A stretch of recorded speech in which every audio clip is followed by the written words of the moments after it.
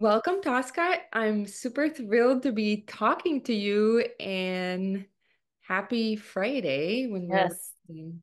same to you. I'm excited to be here and happy Friday. Thank you.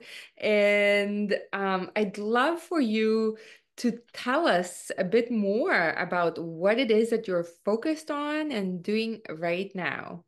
Okay, so I am a former Fortune 100 executive and survivor of Wall Street. I am now an author, podcaster, I'm a consultant, and I'm on a mission to make work better for the people who are in corporate America and help leaders leave a legacy of putting people first. And I think many people will be able to relate kind of on the aspect where you're saying to make um, kind of a more people focused or to lead with a more people focus. So can you Yes. um, maybe expand a bit more? What do you mean by that? Sure. Yeah, I'm happy to. Yeah. So I think one of the ways to explain what I mean by people first is to talk about what is not people first, Mhm. which is some of the things that we've seen spring up. Honestly, I believe in the last maybe 10, 15 years, it's kind of gotten a little bit more toward let's just care about stock price, right? And some of those things are the words that we say to employees, as well as the practices that our employees are sort of subject to, whether they agree with them or not. So, one of the things, let's talk about the words, okay?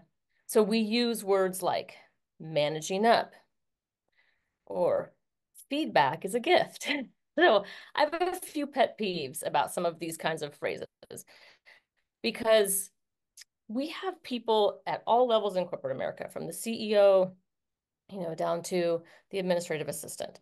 And I started my career as an administrative assistant, and administrative assistants do a lot of work. And yet, they are constantly being told to manage up. Why? Why are managers not doing a better job of managing down?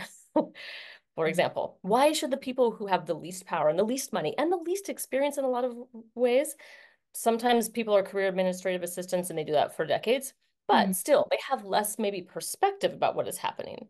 And yet, people who get paid tenfold, 20-fold more, why are they not managing down a little bit better? So that is not a very people-centric kind of language, as well as what I was talking about before, which is feedback. So feedback being a gift. So coaching your employees is absolutely essential.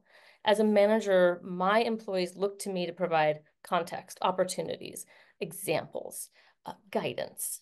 But feedback is a bit disconnected from their daily experience, perhaps. Hey, I saw you do that.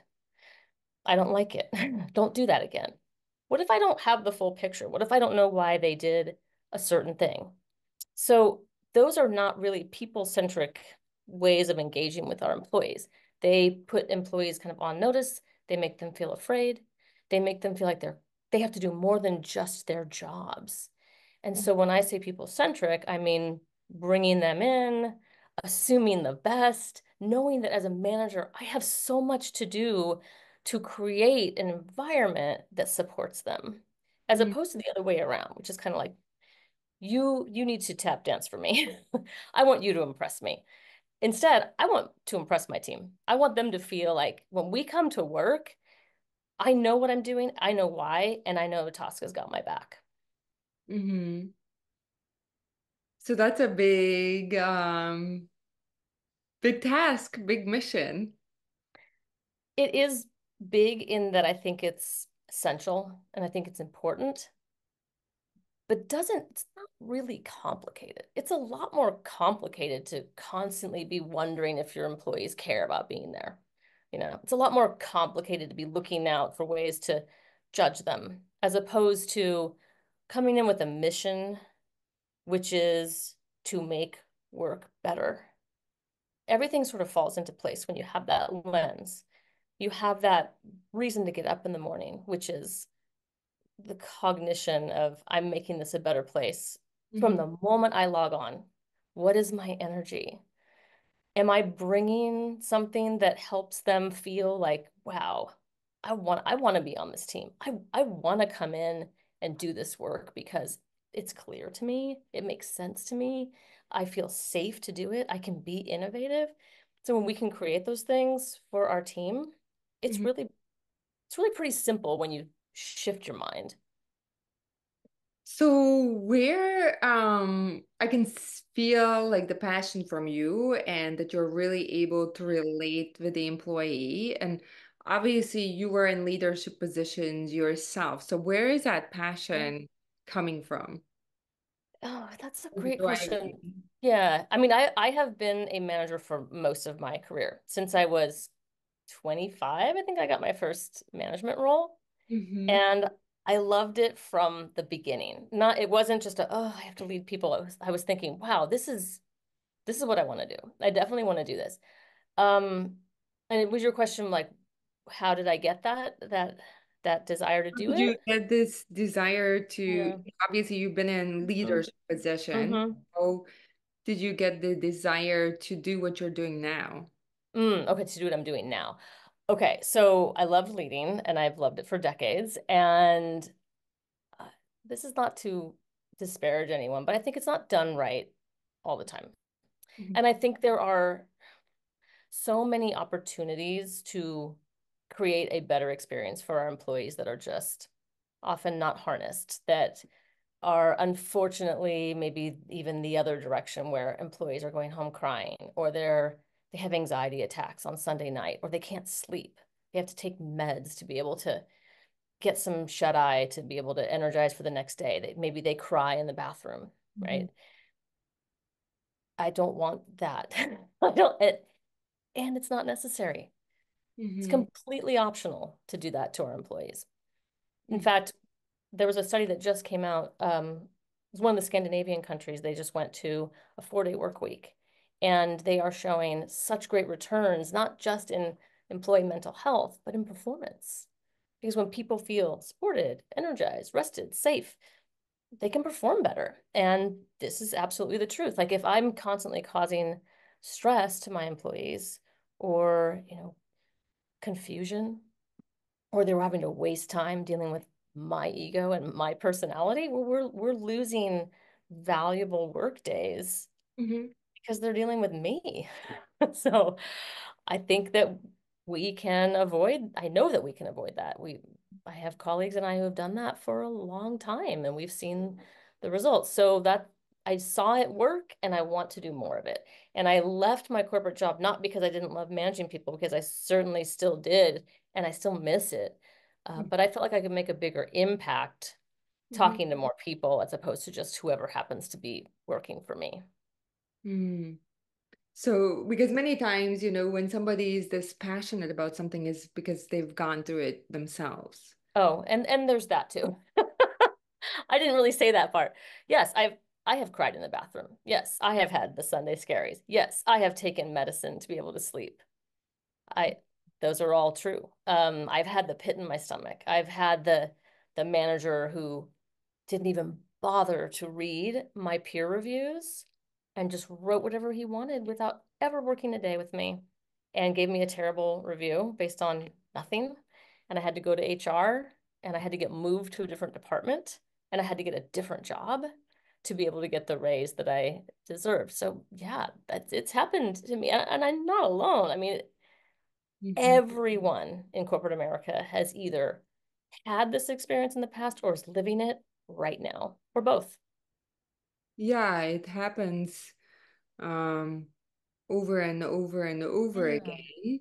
And so tell me, being in management and leadership for decades, how easy was it for you to manage and lead by the principles, right, that you want to Mm. amplify?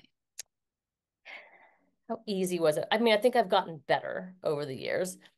I think I probably, if anything, I erred on the side of being too nice. I had someone on my podcast, Manager on a Mission, talk to me about this concept of obsoleting yourself as a manager, meaning eventually you want to be able to have your team be able to do the things themselves without your guidance all the time. And that makes a lot of sense. And instead of being just the hero for them. Like let's say they've got a difficult, stakeholder or business partner. And it's true, like I will tend to get my hackles up and be like, I got this. You just step aside. I'm going to take care of this, which I think is necessary at first when people are new, or maybe it's a new stakeholder and you're trying to show people how to do that. But I tended to have more of a hero complex in the past, and that doesn't help people develop their own skills. So I learned to dial that part down and keep the compassion part. Yeah. So, I mean, my instincts were probably, my heart was in the right place, but I think sometimes I didn't do everything correctly. But I still think it's, at least for me, preferable to create a place of kindness, even if I maybe went a little too far the other direction. And I've learned how to do the Mm-hmm. real tough love, or the real giving direction, that comes from a place of wanting people to be their best. Yeah. Yeah. I'm thinking, kind of from what you mentioned of some of the examples, right, that are, I have seen also in work cultures, and from my own experience that are the toughest, they think, whether they're leaders, whether they're customers, because it doesn't even have to be your direct boss, but if you have to interact with a difficult, senior stakeholder or multiple, it can also take a toll on, Yes. mental and overall health. And um, would I see the biggest, I don't know, problem, or one of the biggest areas kind of where some of these things are coming from are from high performers who don't value kindness, right? Yeah. High performers who are toxic in a way that they treat select people. They don't treat Hmm. everybody like that, but they will definitely understand, when the person, they don't need to manage to whether it's up or down or sideways, but they're really good at managing in the right directions. They're, good at driving, good at Yeah. performing to the strategic objectives, but they can be quite condescending, reckless in some of Yeah. the interactions, in downright, demeaning, and very difficult sometimes to work with for some people. Yeah, those people are everywhere. And when that person is your direct manager, that is when things are the hardest. So there's a quote that if you're on LinkedIn at all, I'm sure you've seen it. The whole For almost 70% of people, your manager has more impact than, what is it, your mental health, on your mental health, than the therapist, than your doctor, and it's equal to the impact of your significant other. That's Mhm. massive. So if you've got a business stakeholder, sure, stressful, right? If they're like that, caustic. If it's your manager's manager, also stressful. Coworker, stressful. But if it is your manager, your direct manager, that's like the worst combination. And so, yeah, it is true. There are people who are put into positions of, leadership, management, who do that kind of like wreaking havoc with the team and creating a reign of terror. And there's a few reasons for that that aren't completely their fault, right? Because they're not evaluated on how happy their team is. They're not evaluated by whether their people stay. They're not evaluated by, honestly, at this point in a lot of companies, whether the team is innovative. They are rewarded for delivering something on a certain time frame and a certain budget, on time, on budget, launch. You can do that and churn through team after team after team for decades, and people do, until managers are evaluated on how their teams feel when they come to work, and whether their teams stay, whether their teams say good things about them in their reviews. it Why should they change? And also, if we keep promoting people who show no interest in managing, but we only allow people to move up by becoming a manager, that then in a way, like, is that really their fault? Like they want to advance in their career and they're told, hey, you hit this level after this point, if you want to move up, you have to lead people. And they're just kind of like, I guess, oh, okay. So in a way that it's a systemic issue of how we value what the output is in our work in America. So how, let's say from an employee perspective, if somebody is in a situation, um, dealing with whether it's a toxic customer that they can't really, say no to or Mm. drop, or somebody in the leadership. So what is your advice? Like, what can they do? It's a pretty tricky situation because a lot of people maybe don't have the flexibility to be able to just leave a certain job. Mhm. And unfortunately, it becomes an additional burden that the employee has to carry. And this is why I kind of have mixed feelings about the employee wellness program because they're just a that's helpful, right? To have these kinds of resources, like maybe there's a counseling option that's like subsidized, right? Or there's some sort of like meditation app. Those are great, but they are just, treating symptoms. And so for me to tell people, oh, you should meditate or you should take a walk around the block. I mean, those are helpful. But in a lot of cases, some things are so toxic that all you can do is leave your job. I mean, so you can have coping mechanisms, you can have chain of command where you can try to get, someone above your manager to see what's happening. You can try to find some sympathy from your manager, some ground, what do they call it, like ground cover, air cover. Ground cover is plants, air cover is protection.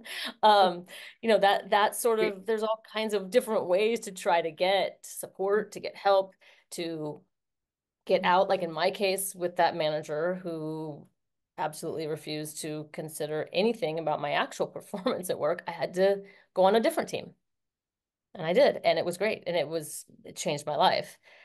But what if you can't do that? I don't think there are easy answers. I think that is one of the reasons I'm doing what I'm doing, because we have far too many people who don't have any choices. And also we have fewer and fewer of those since the heyday of the pandemic when we had a lot of more flexible work situations, and now there's a lot of backtracking on that. And so people who maybe are caregivers, they're at home, they've got a parent with Alzheimer's, they've got a couple of kids, and this world opened up to them, and now the doors are shutting. So is that fair? No. And yet it is increasingly people's reality. We could talk at length about return to office policies and how regressive they are. But, they have changed things for people. So my advice would be, I think, pretty different from person to person.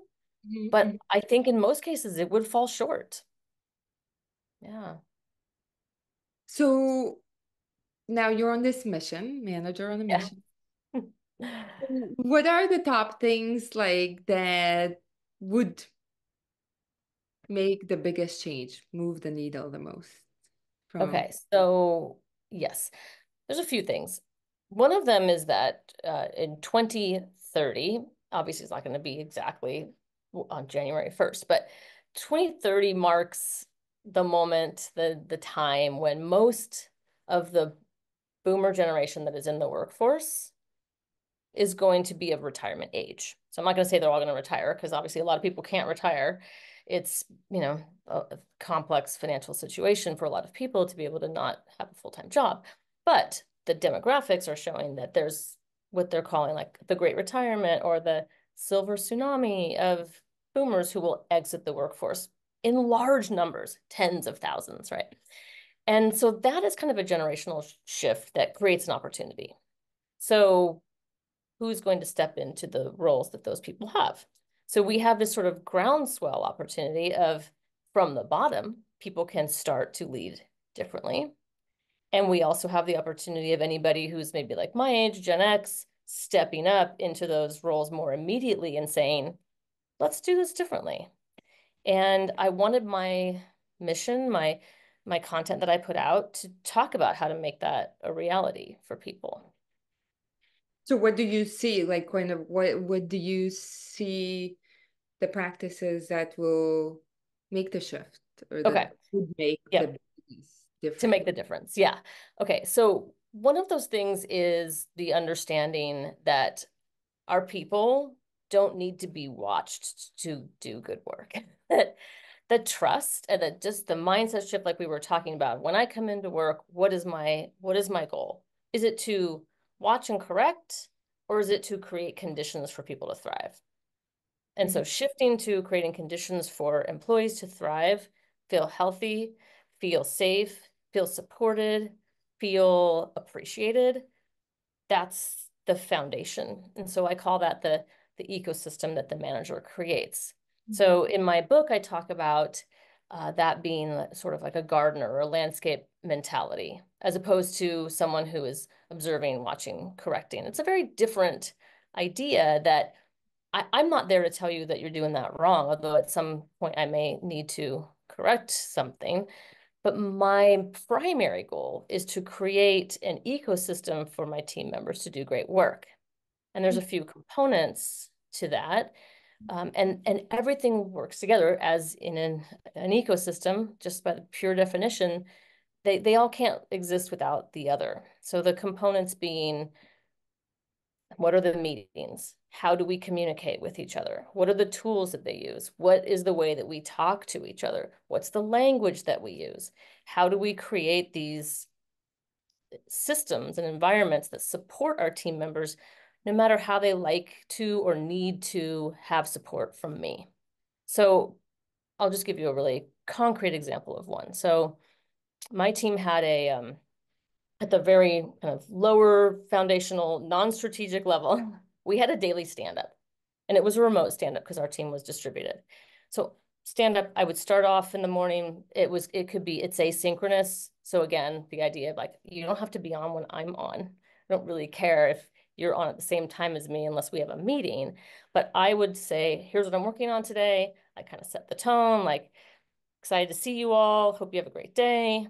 And these are the things so that people might see that and go, oh, wait, Tosca's talking to so and so today. I've been wanting to talk to so and so. And they might chat me and say, hey, when you're meeting with that person, can you bring this up? Oh, yeah, sure. Because I've having a hard time connecting with them. So my communication helps them have communication. And then somebody else might chat something like, oh, I tried to present the thing yesterday, but they canceled my meeting.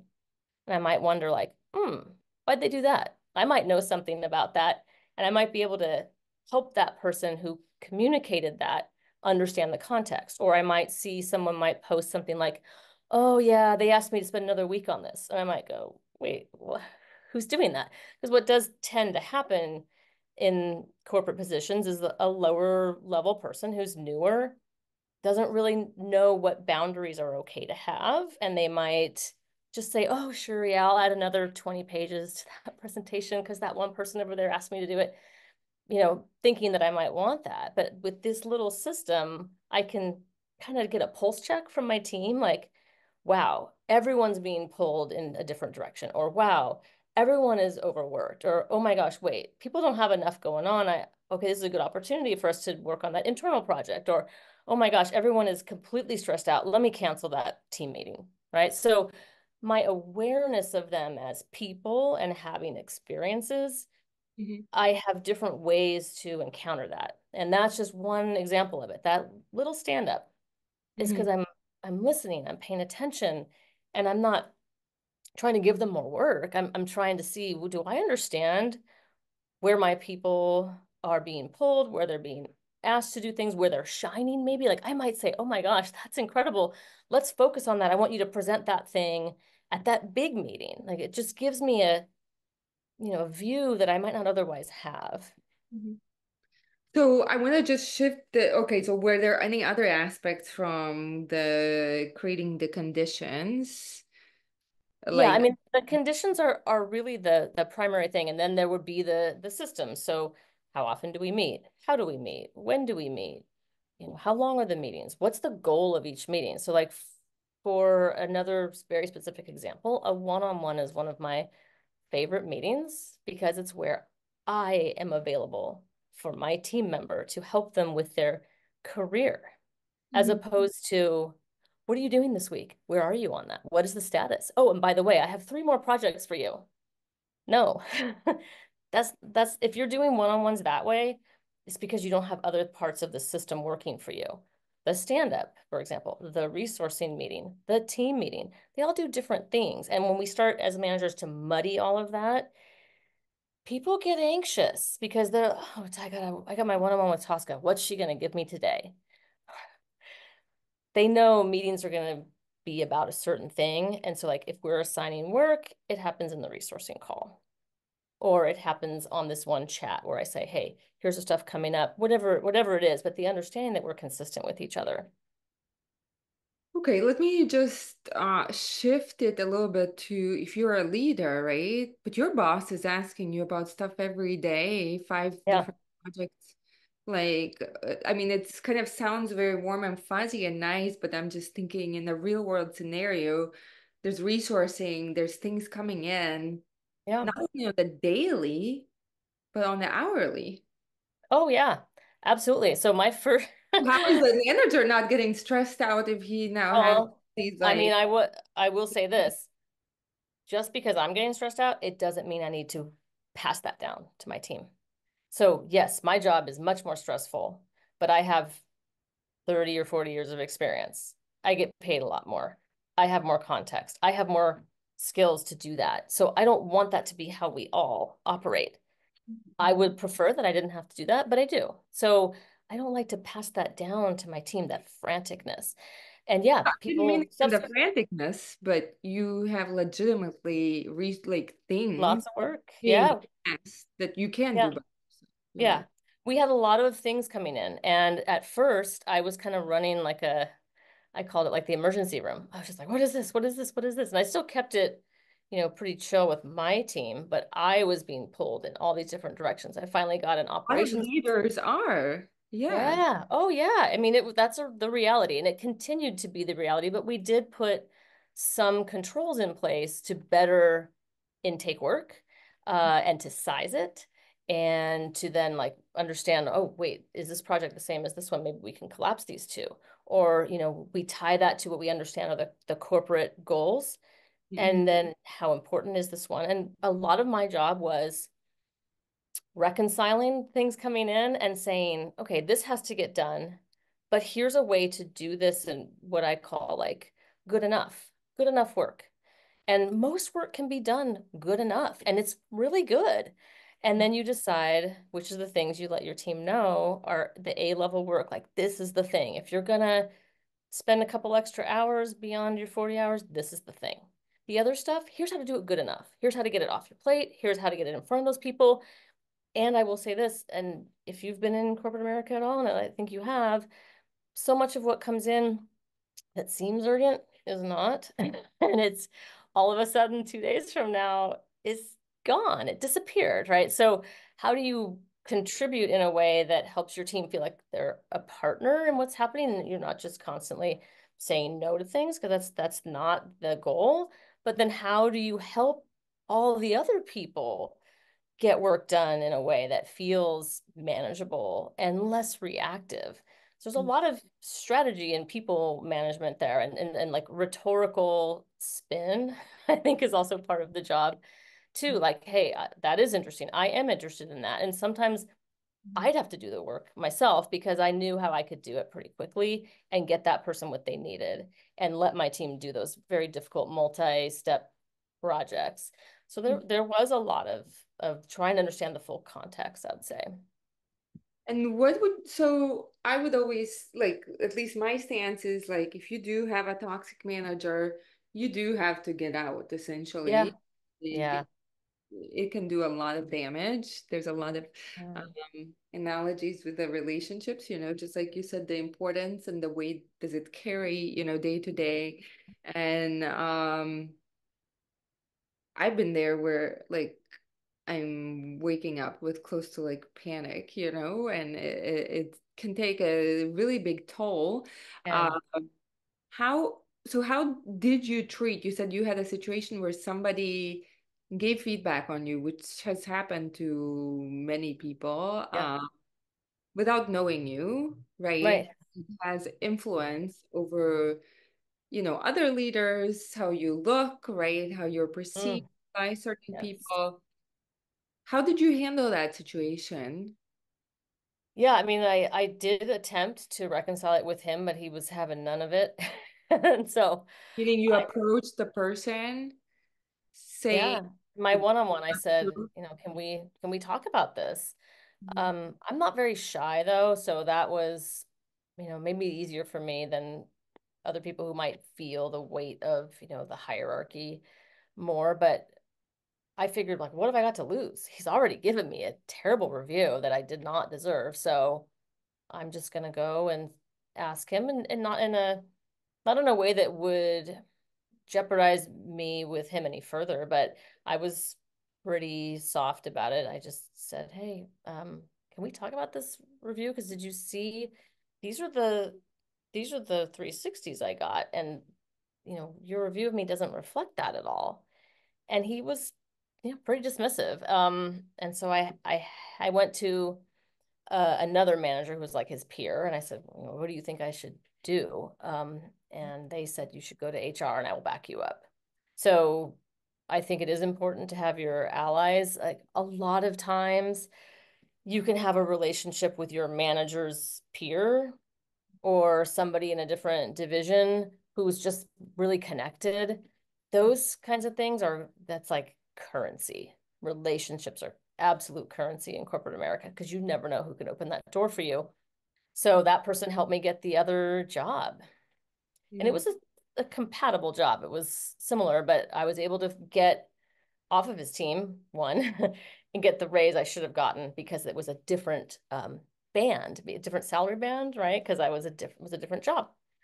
So Mhm. it kind of got me two things, two birds with one stone.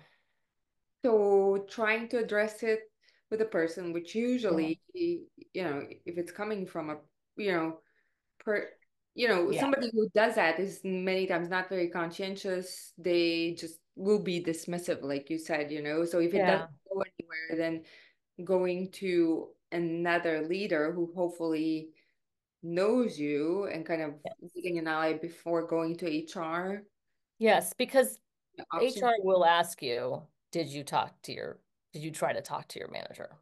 Mhm. And you want to be able to just at least check the box of, yes, I did that. Mhm. Yes, I talked to his peer. Yes, I have my 360s from the people who did them because they at that company you were allowed to see them. I know sometimes you can't.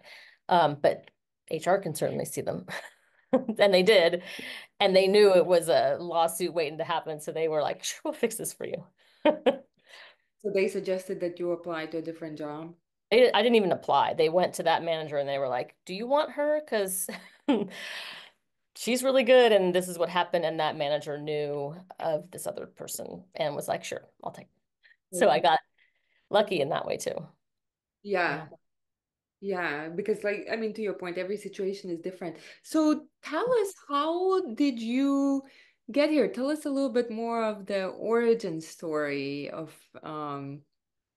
yeah, how Okay. you got into before management and Yeah. Okay. I'm happy to tell you.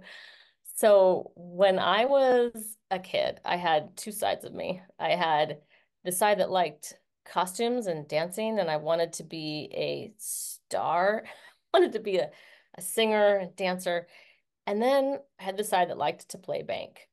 And I used to make my sister and brother line up. We had one of those pass-through dumb waiters, was an old house. And I used to make them line up, and my dad would get me bank slips. I would have them fill it out and I would stamp it. I would pretend I was a bank teller, and those two were equally exciting to me. I went to school for creative writing, and I was a poetry major, not very practical. But I put myself through school as a legal assistant. So again, the duality of those, like I had this business job with the shoulder pads because it was the late 80s, and I had this like artistic side. And I kind of had them side by side. And eventually the professional side won out because pays your bills. right? But on the side, I was always doing something fun. Like I was in a karaoke league, I was in a women's comedy troupe, I did dance lessons, all that kind of stuff, singing lessons. Um, and so I finally got what I thought is and was for a long time my dream job. I got a job on Wall Street with a poetry degree, right? Wow. And it was the fulfillment of this side of me, that side, the professional side. I was like, dang, this is amazing. It's a fantastic company. I'm building a team. I love what I do because I was a user researcher, which is kind of what you're doing right now. You're listening to me, you're asking me questions, you ask people, what do you do all day? Show me how you do that. There's an interviewing side of it. I mean, a lot of interviewing, and I liked that too. And I really loved learning new things, building a team.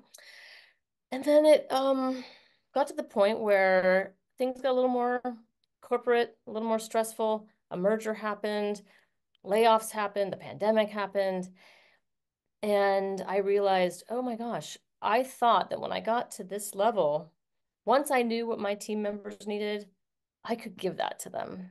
And then I was like, wait, that was very naive. You can't do that. You can't just decide that person should have a promotion. You can't just decide that that person should get paid more.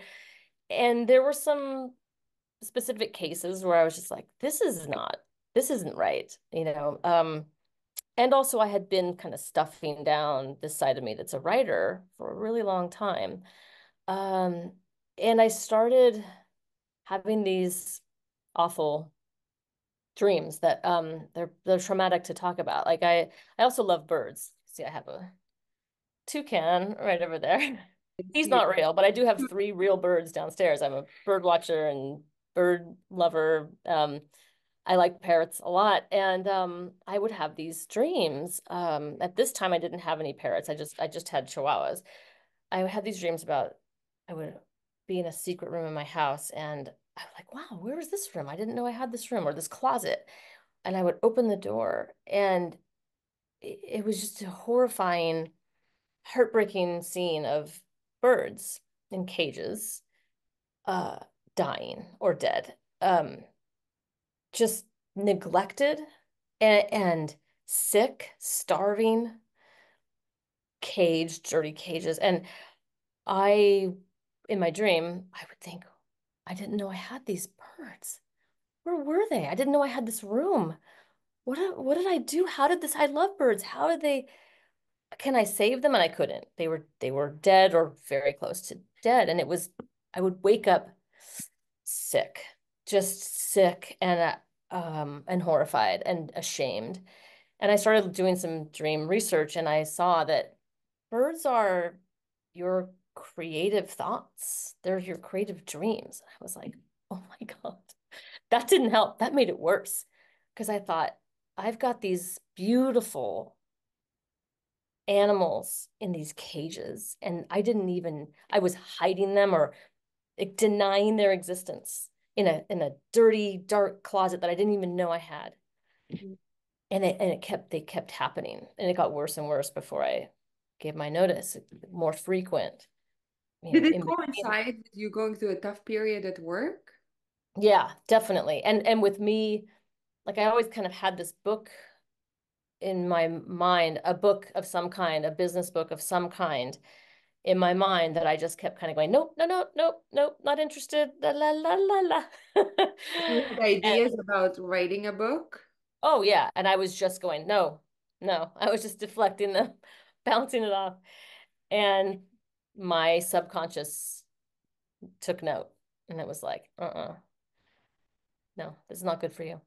And I kept having those dreams. And then finally I gave notice, a couple things happened that were to me just kind of deal breakers. And I thought I can't do this anymore and I need to write this book, no matter how terrifying it is, no matter how much I like other things about my job and want that stability and the paycheck. I was just like, I can't do this to myself anymore. This is not okay. And I had stopped showing up with that energy I told you about. I showed up with energy that was like heartbroken. And I thought, this isn't good for them either. This isn't good for my team. This isn't good for my company. Like nobody wants that, right? So as soon as it started to show, I was like, Tosca, you can't do this anymore. So I gave notice. And then there was a lot there that was, I'm glossing over. That was hard. And entrepreneurship, as you know, is not easy. And putting yourself out there with your name, also not easy. And I did have a dream again, but this time the birds were in an attic and they actually weren't in cages. They were bright orange and they weren't flying, and a couple of them had like broken feet. And I said to my husband, oh, their feet are broken, but they're going to be okay. And I thought when I woke up, oh my gosh, my dreams are like coming back to life. They're not flying, they're in an attic, but they're not in a closet. And they're not, and I wasn't thinking, what did I do? I was like, oh, look, there they are. I had, a sense that they existed. And then that gave me a lot of hope. And I felt like, okay, no matter how hard this is, no matter how much you cry because you miss people and you don't know what you're doing, and writing is really hard to sit there and stare at the screen all day and feel alone with it. I thought, okay, I'm still doing this for the inside of me that needed to do this. And then a couple months later, I had this other dream where I heard a bird singing. I feel like I'm gonna cry. And But you started writing. This is you started writing your book? yeah, yeah, and I heard a bird outside, and I went outside, and I have a lemon tree because I'm, California, and I have a lemon tree in my yard, and this bird was there, and it was like the bird I had for my first bird I ever got when I was 9 years old, this little blue parakeet, and it was a little blue parakeet, and he was in this tree, and he was singing, and I was just like, oh my God. And he wasn't in a cage. Sorry. And he wasn't dead or dying. He was a little bit gray, but so am I, although I just got my hair colored. But he was a little bit gray. He was like, but he was blue and he was in this fruit tree. I mean, how many more metaphors can you get? Dreams are so funny. They're just like, here you go. I'm gonna bonk you over the head if you're not getting it yet. But I woke up with like uh deep joy that I was finally doing the right thing for that part of myself, that I had stopped killing it, stopped hiding it and being ashamed of it. It is a thing that I used to think, oh, how do people, how are they artists? Like that's so hard. Like why would you do that when there's no respect in it and you don't get paid? And why don't you just get a corporate job? Okay, now I understand. It's funny when you get older and you realize I didn't know anything. I don't know what I was talking about, because you start to have experiences, and whether you choose them or they're forced on you, and you realize, wow, I had this view and life is that. Oh my God. Well, first of all, I can see like the you're wearing these colorful earrings. Oh So yeah. I like the love colorful earrings. artistic side and the colorful side. And when you told me the story about the birds, Yeah. like I felt it and I was like, you have to tell this story and talk about like feedback, right? Yeah. Of yeah, you're like at that point of time when you're seeing the parrots that you're not on the right track and then getting feedback Mm. that Yeah. you're getting on, like you're doing exactly at that time what you're supposed to do. Mhm. Back to Yeah. life. I mean, after decades of willfully ignoring that part of myself, that was really just kind of opened my heart up. And I would say even a year ago, I wouldn't have talked like this, and I certainly would have admitted it because as a Wall Street person, don't talk about bird dreams. I mean, it's so weird that I know that there are going to be people who are listening. They know there's a thing, and they are just going, I don't want to hear it. I don't want to do it. I'm not ready. I can't. It's never going to work. Ah, la la la. I know it because we all do it, because this world doesn't always value our exploring those things. It denigrates it, and it says, go get a job, you know. And I was really good at that, to my own detriment, apparently. But how about like can you do both, right? I mean, part of it, I'm just thinking, there is these two aspects of the world, right? There's the beauty and kind of the spiritual and more esoteric part, and then there's also the practical. And it's not one or the other, right? There's the Yeah. physical, and then if you're open and perceive like something outside of the physical, you know, whatever to Yeah. each his own, and they both coexist. We are still very much in this like physical reality. So how much of it is that we're relying too much on a job to utilize all of our things? It's almost like relying Right. on a partner to be everything for us. Right. I think that's true. And that's a pitfall a lot of people fall into. And I think you're right. You could do two things at once. It's harder, especially if you've got a family, which I don't, unless you count the fur and feathered people over there, right? But I think that, for some people, it's hard to switch that off and do the other thing at night, or maybe you're just tired, or maybe you just are in a, what do they call it, like in a season, right? But if the season is like 30 years, like mine. But I mean, I did other things that were performance related or fun for me, certainly. But there was this big thing that I just kept denying. And I do think we do that.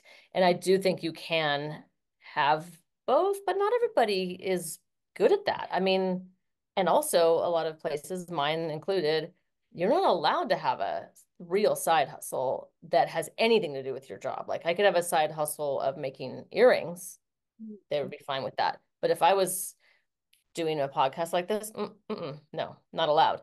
So in a way, a lot of our jobs prohibit us from actually expressing our full Mhm. selves, even when we're not actively working there. They have a, thing you have to sign. We're not allowed to say certain things or do certain things or appear in certain places.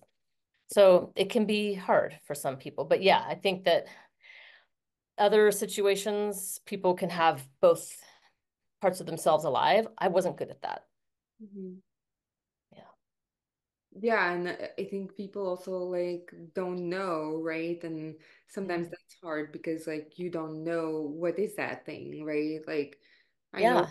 show up in the morning and do what I've done for the last 10, 15 years, right? My Yeah. brain doesn't take, yeah, like but kind of showing up and doing something that it I feel like I could be like a lot of people have this feeling inside of them that there's more potential. Yeah. There's like So, they could have a bigger life. They could show up like as a better, like higher, stronger version of themselves. Uh, but they don't know what to do. What would you say to like what can help with that? I think it's a hard thing, but it's a necessary thing is to really allow yourself to listen. And once you say, okay, I'm going to listen, to just be okay to receive what you hear. Again, I wasn't good at that.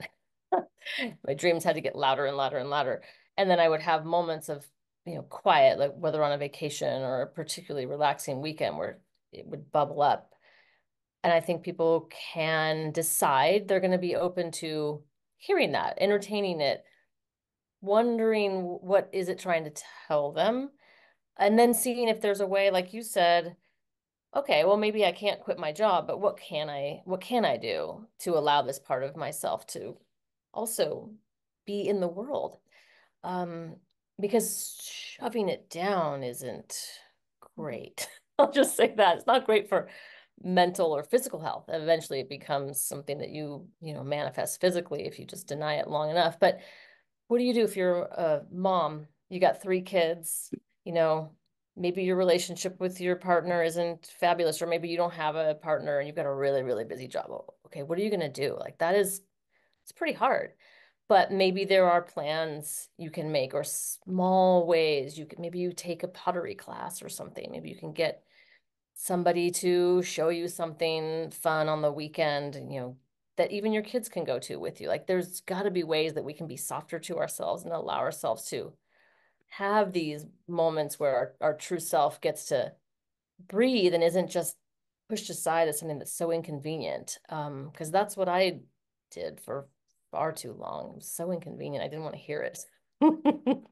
Right, so how much of it is that we are uncomfortable with actual silence and Mm, space? And, then of course you can be busy. And yeah. how much are we achieving and also working maybe even more, whether it's Yeah. in a job or anywhere in our life, because we just like are afraid to be. Yeah. I mean, it's a hard question to answer, but I will say also kind of like with the managers we talked about earlier, do you get rewarded for sitting there and thinking about yourself? No, not usually. Not externally, not financially, usually. So we are in every way kind of encouraged not to do that. It is inconvenient. It isn't because what are you going to do? Like if you're sort of trapped with a role like that and you can't leave yet, or you don't have time to do that. So I do think that we train ourselves to put the blinders on, get the Mhm. work done. And I just don't think that that's an easy answer, but I do think there are ways to allow that in, whether it's dream journaling or having that one thing you can do every month whether it's being out in nature, going to the museum, whatever that is, getting a coach somehow to kind of help you figure some of those things out, but not just purely denying them. Mhm. How did the book get placed on you? Like you said, you were little that you had ideas about writing a book? Yes, I used to write, they were not business books. I was I little. just They like were they were not. But I did write a business book proposal in my 20s. And this was before a lot of the internet. Like I had an Earthlink address. This is a long time ago. And I found through one of those books, you had to look up books of agents and books of publishing houses and how do you send it to these people. And I found two agents who accepted email queries. I think they were email queries, or maybe I printed them and they emailed me back. But it was a long time ago, right? It was not like it is now. And I sent a handful out, and there were two that, for whatever reason, they wrote me back. They actually wrote me back and said, oh, I like this about it. Could you change that? Or somebody else said, well, I kind of like this, but I don't like the name. And I, in my judgment and naivete, I was like, oh, they don't like it. And I stopped trying. I don't even have that now for this book, two agents who are interested. Like, I don't know what I was thinking. But I just said, again, I was looking for signs that this is not what I was meant to do. And I was like, oh, okay, they're not good enough. Done with that. Let me go get another job. So I did. And I never wrote that again. And then I tried a handful of other like weird, I like I'm not writing nonfiction about business. I do like what do they call it? Magical realism a lot. Things that are not quite real, but they're not full on fantasy like Lord of the Rings. So, alternate worlds, that kind of stuff, different timelines, time travel-y things. I love that kind of stuff. And I have the very beginnings of a handful of these kinds of novels that, again, I was just kind of like, too hard. I don't want to do that. you went to school for poetry, right? Yeah, I You did. picked it, so Yeah. you feel aligned then. Yeah. So what Hmm. made you get out of that path of creativity, writing, right? Yeah. Yeah. Um, Because at least you were like it's like I've talked to people who had that ta-da moment when picking the major. yeah. They're not brave enough to pick the major because the Mm, conditioning sets in. Oh, I right. haven't seen that in a real life example. I better go pick a real major. I see. Yeah. I sort of it slowly kind of drifted away. So I had Did that you have major. like anybody like in your family telling you, well, you will still have to get a real like Not anybody? really. No. So for better or worse, my parents were not engaged. And so I was paying for school. I was working, I was living on my own, I did the whole thing. And so there was no, oh, well, we're paying for this, so you have to do that. No. So I could do whatever I wanted, again, for better or worse. No guidance. I was just doing what an 18-year-old does. I was like, I'm a pretty good writer. This seems cool. So I again had that other side where I was like, I also put myself through school and I had an office job and Oh, I liked all the clothes. I liked all the trappings of that. And I got rewarded for that by society. So it's a lot easier to do that than to do this other thing, like to be a starving artist, And there were times when I would sit down and again, pre-internet, print out, papers of my submissions of poetry and mail them and wait 2 months to hear. And I was just like, F this. Takes way too long and pays nothing. So just forget it. I'm gonna go get a job. So that's a theme. Oh, forget it. I'm gonna go get a job.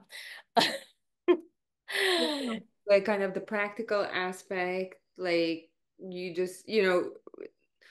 where did you, or like obviously, there was which is valid. We have to live, right? And we have to Yeah. provide for ourselves. So they kind of naturally just then you gravitated that way.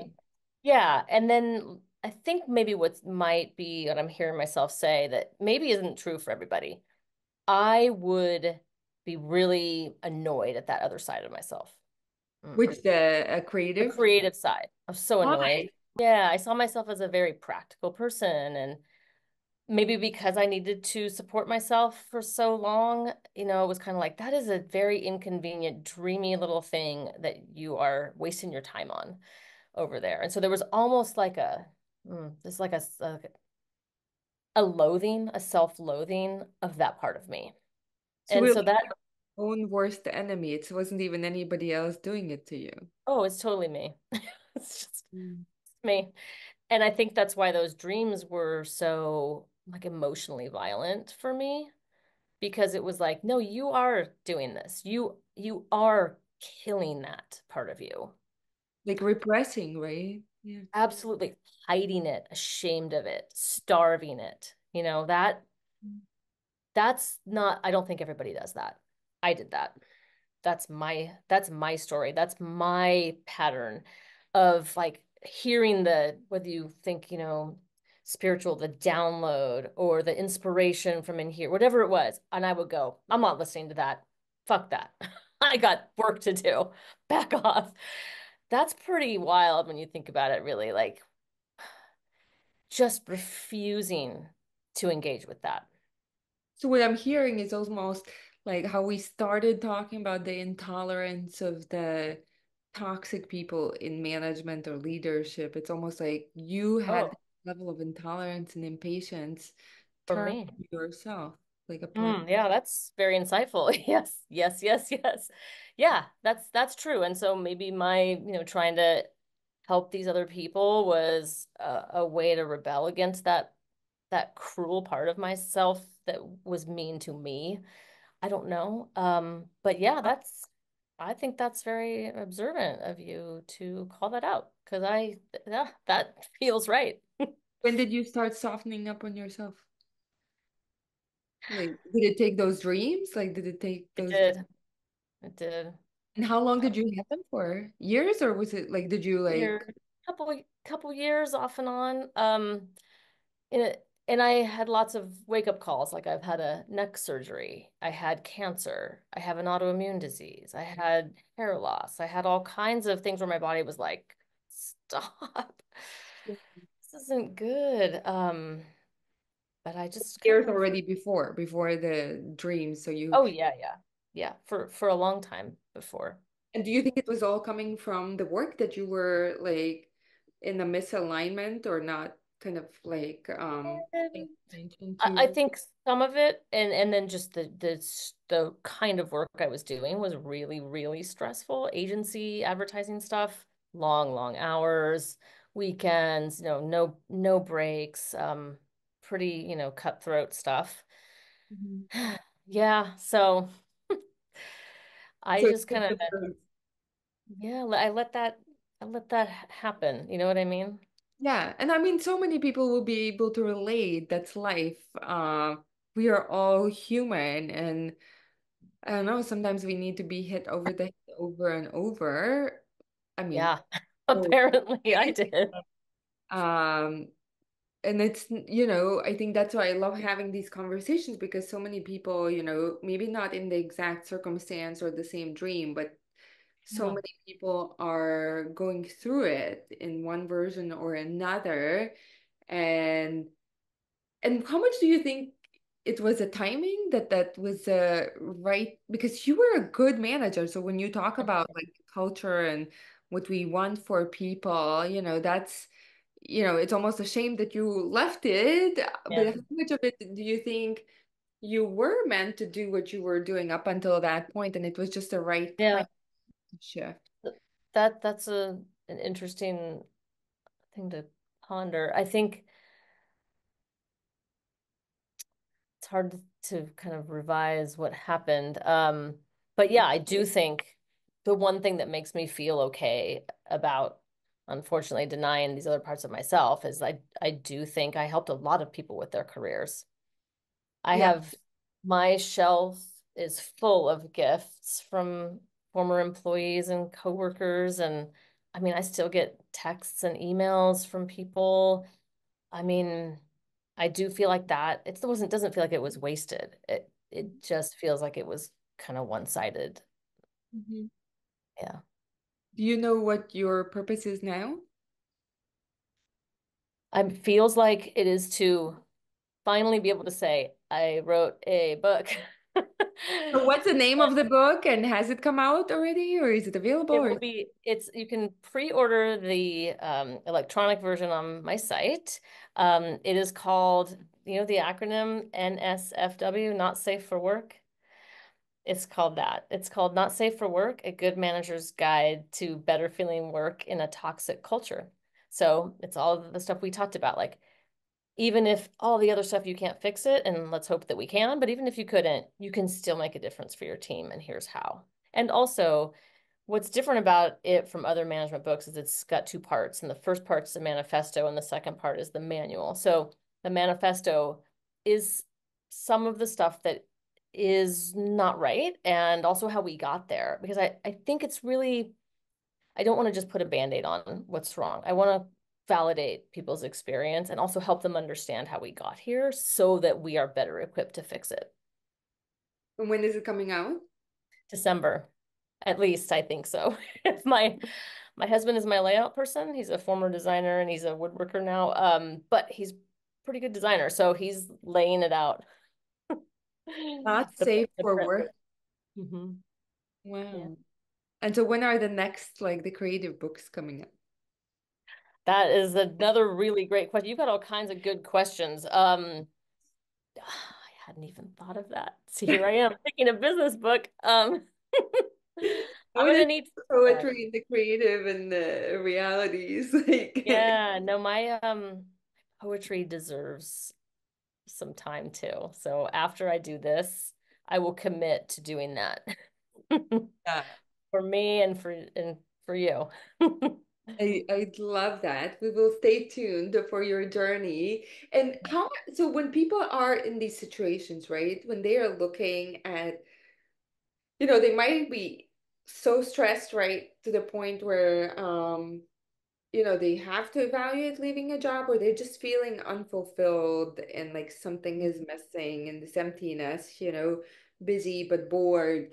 How, um, what can they do? I know we started talking about, trying something, trying a class, but like, how do you know? How can they know whether they need to leave their profession or they can just do like for example you were a manager, right, but you changed to a softer like culture, like better aligned culture, right, Right, that right. different industry, or when do you know that you need to change your profession?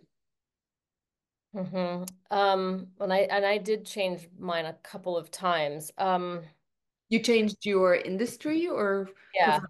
yeah, yeah, a couple times. And I moved across the country too. I lived in New York. I lived in Austin, Texas. I lived in LA where I am now, but I also am from San Francisco. Um, I think the answer is going to be different for everybody. Again, if you've got family, it's a lot harder to just, oh, I'm going to go move to Manhattan, right? Okay, that's probably not practical, but I think are there things people can do that are different than what they expected? Yeah, but they might pay less. They might be in another city. They might be you have to start somewhere else. And so only you can really decide like is that trade-off worth it? Or can you just, and this is another thing that I don't like. I don't like placing the burden on the employee. It's not their fault. But can they find a way to compartmentalize work? Some people can and some people can't. Sometimes it's just pure torture and they can't get out of it. So the answers range from, can you manage it like in a way that, again, is more work for you? Can you find a different way to reframe in your head? Can you put a timeline on it? Can you move to a different department? Can you change industries all the way to can you move somewhere else? Can you get paid less? Like for a lot of people, it's not an easy decision, but some people, your health decides for you too. That does happen. So did any And of your moves make a difference, like when you made yeah. changes? Oh Yeah. yeah. Like, what made the biggest difference for you? I had a job when I was in Texas and I had a great manager. But he was a lot more practical than me. Like he knew I can't do all this stuff for you people. Like the corporation's bigger than me. And he was a funny guy. And I said, I want to be a director, which was his job. And he was like, yeah, you should be. You're good. He's like, but I have to die or get fired. And I was like, okay. I appreciate the honesty because there wasn't gonna be that role. So I applied for a job in New York, a director like this. Boom. And I got like 50% more salary. So again, though, I don't have kids. I was in my early 40s at the time. So I had the energy to move to New York. Not everybody can do that, but I was willing to do whatever I needed to do to get that director job. Mhm, mhm. That was my goal. But I've done other things where I've ended up on disability too because I just pushed so hard. So I don't know that I'm the best person to take advice from in that way. I love your transparency and honesty. Yeah. And I remember you mentioned, I don't want to leave it out because there were the good things, right, that your career brought you, like because kind Sure. of you Sure. mentioned about like or alluded a little bit to your family origin story. And I think you mentioned Yeah. when we had the conversation before recording this was about finding stability and kind of work life. Yeah. Oh yeah. I mean, I grew up in a family that there was no attention or resources for me. So like I said, I got out and put myself through school and I had this job. And yeah, I put myself through school and I had an apartment and I was a teenager and this job paid pretty well because it was an office job. And so I was really loyal to that part of me too, because I felt like you're making stuff happen and you don't need people's help. You can do this. And then I did my first marriage. I married an abuser. And it was a nightmare. It was horrible. But I was able to leave him because I had a good job. So it took me a long time to reconcile that there was no fixing that relationship. It wasn't a two-way street. It was a abuser victim situation. You can't like reason with that person and you can't like change yourself enough that they stop doing that to you. That's not how that works. But I didn't know that. It took me about 6 years to figure it out. So finally I figured it out. I was able to leave him when he was at work because I had stashed money away. I had gotten a credit card. I'd gotten an apartment, because I had a job. I could put that on the application and get out and never have to talk to him again. because I had a job like that. So it gave me a lot, and I've been able to, I just said, move across the country. Like they pay for that a lot of times. There's a lot that corporate America gives you if you can play by the rules and keep that energy going and, say the right things. You can get a lot. Like I bought a couple houses, like those are good things. But, pretending that those other things don't exist doesn't help. Two things can be true at once.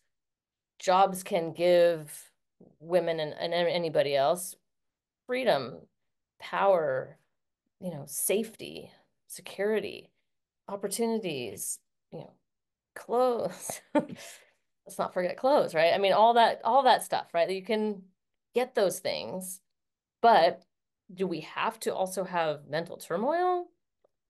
Why is that necessary? So that's kind of that's my question is can we do this differently? And my answer is I think we can. Um, and I hope that there are enough people who want to try that. Yeah, I think a lot of people will agree. And, I think there's a lot of yearning for more humanity, right? Yeah. Introducing with more humanity in the workplace. And I think you beautifully tied it all together, how with the relationship, I do believe like if you're in a toxic work environment, like that you actively, just like you mentioned the example of the relationship, you have to plan for an exit strategy Yes, as soon as you can, because that does take a toll it on everyone. does. And it's hard, it takes time to recover. Um, Tell us, how can people find you, follow you, and connect with you, Tosca? Okay, great. Yeah. Well, I have a site, which is my full name, toscafasso.com. And you can sign up for my newsletter there. You can also get my free guide to being a great manager. It's my Good Manager's Game Plan. I'm also on all the socials, mostly, well, LinkedIn and Instagram. And sometimes if it's spicy enough, I put it on TikTok. And then let's see. Oh, my podcast, Manager on a Mission, which you can find on all of the places you can get a podcast.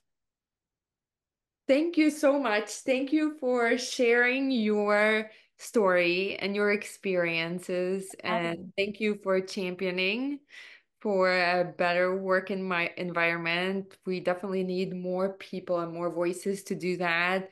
I don't know what is the full answer because obviously, like you said, so many things are situation specific, but and sometimes it's hard because the people that need to change are not seeking this information or not seeking the answers or doing the self-reflection or growth work. So it's like, how do you change that? But hopefully more and more people talk about it, serve as good Yes. examples. Also for managers,